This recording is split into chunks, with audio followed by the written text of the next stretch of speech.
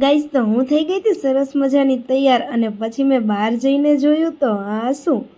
બા એમની શું કરે છે બા તો એમનું સરસ મજાની રૂમમાંથી ને તે વાટો બનાવતા અને ઓલા મેડમ જો મોબાઈલ મચોડે છે બેઠા બેઠા અને જો સરસ મજાની અમારી રંગોળી પણ લાગી ગઈ છે તો મેં રંગોળી સરસ મજાની ચીપકાઈ દીધી છે આ રંગોળી છે ને ઘણા ટાઈમ સુધી રહે છે અને કલરમાંથી આપણે બનાવી હોય તો 2-3 દિવસમાં વિખાઈ જાય અને પછી મેં જઈને કિચનમાં જોયું મેં કીધું આજે શું બનવાનું છે તો જઈને જોયું તો ગેસ ઉપર દાળ ચડી ગઈ હતી સરસ મજાની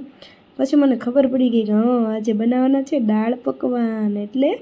દાળ ચડી રહી હતી તો મમ્મી સરસ મજાની રસોઈની તૈયારી કરી રહ્યા હતા ને આ મેડમ જો મોબાઈલ મચોડીને તે હવે કાંઈ કામ ખરું જો